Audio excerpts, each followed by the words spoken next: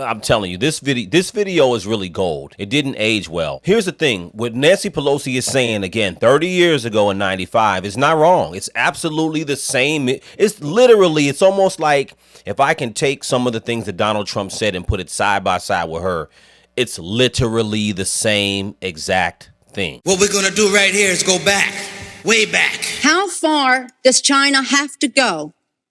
How much more repression? How big a trade deficit and loss of jobs for the American worker? And how much more dangerous proliferation has to exist before members of this House of Representatives will say, I will not endorse the status quo? As I mentioned, it's about jobs, proliferation, and human rights. And there are those who say we shouldn't link human rights and trade and proliferation and trade. I disagree. But if we just want to take up this issue on the basis of economics alone, indeed, China should not receive most favored nation status for several reasons that I'd like to go into now. I'd like to call the attention of our colleagues to this chart on the status quo that the business community is asking each and every one of us to endorse today. Right now, we have a $34 billion trade deficit with China, the 1995 figure. It will be over $40 billion for 1996. Since the Tiananmen Square massacre, this figure has increased 1,000%, from $3.5 billion then to about $34 billion now. In terms of tariffs, I think it's interesting to note that the average U.S. MFN tariff on Chinese goods coming into the United States is 2%, whereas the average Chinese MFN tariff on U.S. goods going into China is 35%. Is that reciprocal? On exports, China only allows certain industries into China, of U.S. Industries into China, and therefore only 2% of U.S. exports are allowed into China. On the other hand, the U.S. allows China to flood our markets with a third of their exports, and that'll probably go over 40%.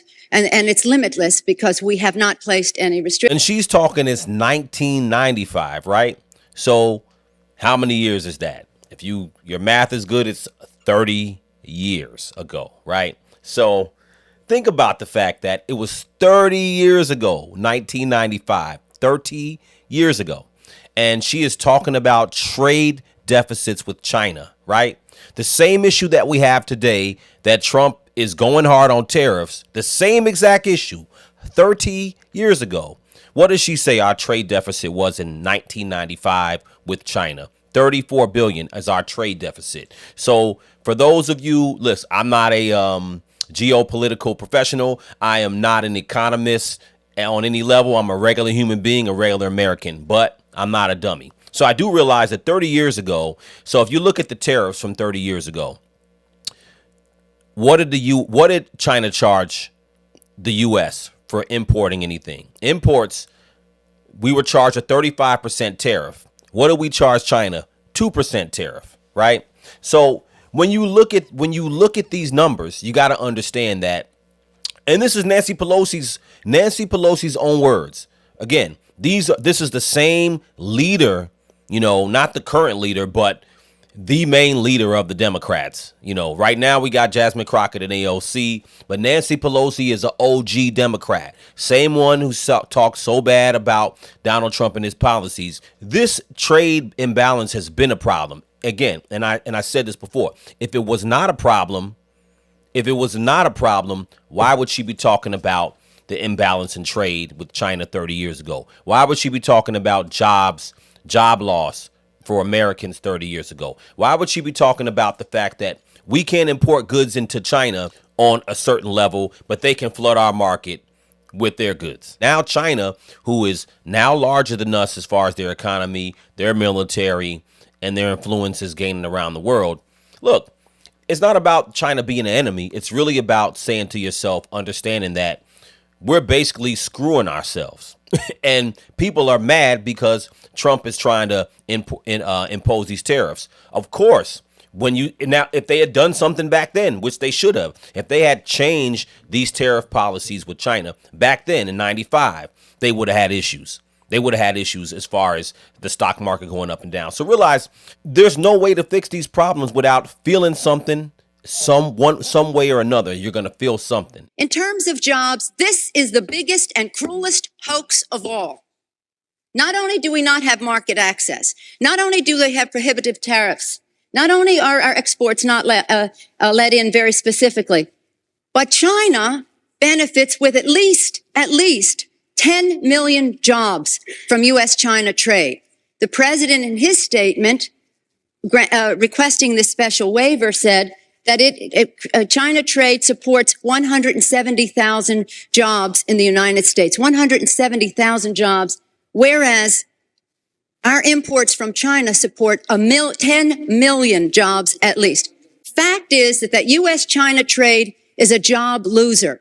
And one of the reasons that it is because well, first let me just make another point, and that is that our colleagues on the other side of this issue will say the trade with China, exports to China have increased 3 times in the last 10 years. They have.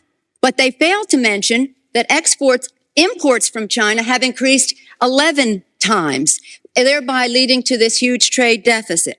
The other issue, in addition, if intellectual property is a $2 billion, $3 billion loss, technology transfer is in the hundreds of billions of dollars. If you want to sell to China, your products into China, the Chinese insist that you open a factory there. They misappropriate your technology, open factories of their own, and then say to you, now we want to see your plan for export. That's as simply as I can say it briefly. When you go over there, you have to open a factory there. And now, I don't know if it was back then, but now you have to also partner with the Chinese company 50-50 if you go to bring a company over there. In addition to that, the job loss, the same thing. And she's saying it's not fair. These are the same things Donald Trump is talking about right now, and the world is going ape shit over the same things he's saying. And Nancy Pelosi is saying this in 95. People need to pay attention because this is the same thing the Democrats talked about. And I don't care who talked about it. The point is that in this day and age, or in this present day, people are acting like the Democrats are so vehemently opposed to Donald Trump because he's talking crazy. Keep in mind, please listen to this video. It's just imperative for people to listen to the video so they understand that where we're at right now is a problem that has to be solved, even if you disagree with what Trump is doing. But the problem in and of itself is real. Now, I heard earlier that the European Union is worried also. You know why the European Union is worried right now? They're worried because if China doesn't import as much to the U.S., you can check it out for yourself. The European Union is worried. Europe is worried that China's going to start flooding their market with their products. And guess what the European Union is worried about? They're worried about European manufacturers having to compete with the flood of Chinese products. That's what they're worried about. But yet people act like America shouldn't be doing anything. So this is crazy work. But again, if you take a step back, you listen to some information and you get away from worrying about hating the particular president right now and Elon Musk and all that, you'll find that a lot of these issues are not new, and they were spoken of by the same people, Nancy Pelosi, who had an issue. So I don't care about party, but what I do care about is truth, and I care about perspective, and I think people should understand that. Again, this isn't a new thing. Let me know what you guys think in the comments. Crucial Convo.